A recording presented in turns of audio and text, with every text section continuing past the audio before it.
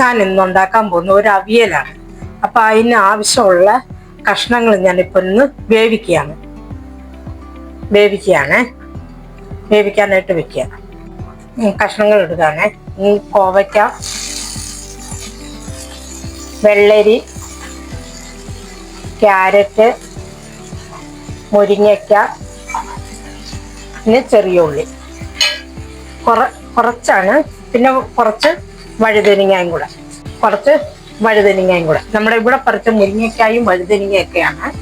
അപ്പം കുറച്ച് ഉപ്പിടുക, കുറച്ചിടുക. ഉപ്പിട്ട് കുറച്ച് മഞ്ഞളിടുക, ഇട്ട് വേവിക്കുകയാണ്. നമ്മൾ കുറച്ച് മഞ്ഞളിട്ടു. ഇനി അത് വേവിക്കാൻ വയ്ക്കുക. പിന്നെ കുറച്ച് എണ്ണയും കൂടെ ഒഴിക്കുകയാണ്. ഒഴിച്ച് നമ്മൾ അടച്ചു വെച്ച് വേവിക്കണം. കുറച്ച് വെള്ളമേ ചേർക്കുന്നുള്ളൂ. ഒരു ഇച്ചിരി ക്യാരറ്റ് ആയതുകൊണ്ട് ഇച്ചിരി വേകാൻ വേണ്ടിയിട്ട് കുറച്ച് വെള്ളം ചേർത്ത് വേവിക്കുക. കുറച്ച് മതി.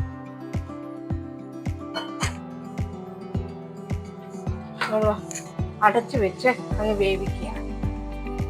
മഞ്ഞളും ഉപ്പൊക്കെ ഇട്ടിട്ടുണ്ട്. പിന്നെ ഇനി നമ്മൾ മിക്സിക്കകത്ത് തേങ്ങയൊക്കെ അരയ്ക്കുകയാണ്.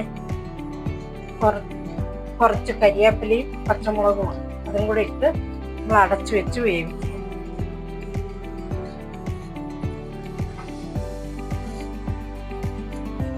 അടച്ചു വെച്ച് നമ്മൾ വേവിക്കുക.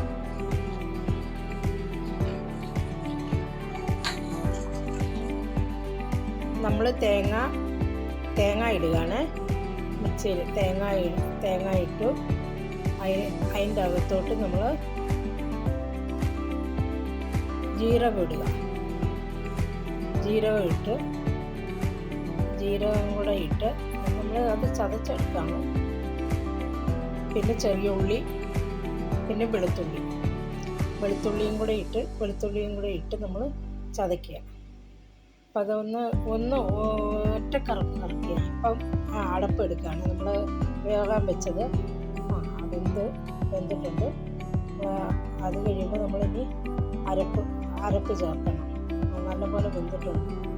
അരപ്പ് ചേർക്കുമ്പോൾ ഉപ്പ് വേണമെങ്കിൽ ഉപ്പും കൂടെ ഇടും. അങ്ങനെ ഉപ്പ് ഇട്ടിട്ടുണ്ട്.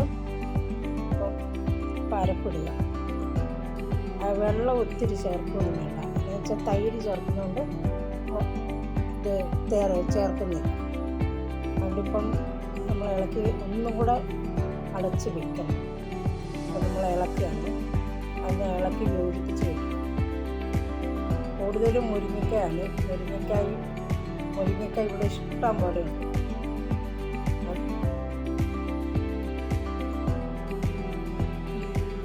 നമ്മളൊന്ന് അടച്ചു വെച്ച് ഒന്ന് വേവിക്കാണ്. ഒന്ന് ആവി വരട്ടെ. ഇനി നമ്മൾ തൈര് ചേർക്കുക. മതി.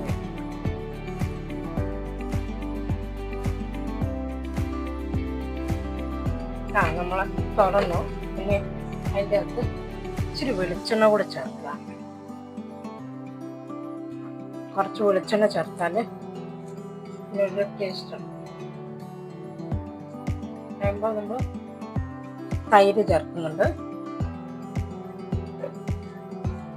തൈരും കൂടെ ചേർത്ത് വാങ്ങി വെക്കാം. വെളിച്ചെണ്ണ ചേർത്ത് അടച്ചു വയ്ക്കാം. ഇവിടെ മുരിങ്ങയ്ക്ക ഇഷ്ടം പോലെ ഉള്ളത് കൊണ്ട് നമ്മൾ മുരിങ്ങയ്ക്കാണ് കൂടുതലും. നമ്മൾ അവിയലിന് തൈര് ചേർത്താണ്. തൈര് ചേർത്ത് ഇളക്കിയെടുക്കാം.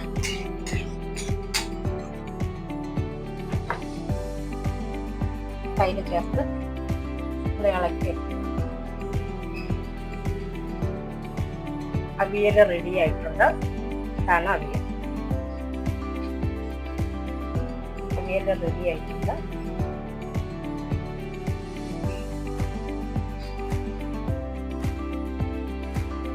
അവിയൽ റെഡി ആയിട്ടുണ്ട്. ഇതാണ് അവിയൽ.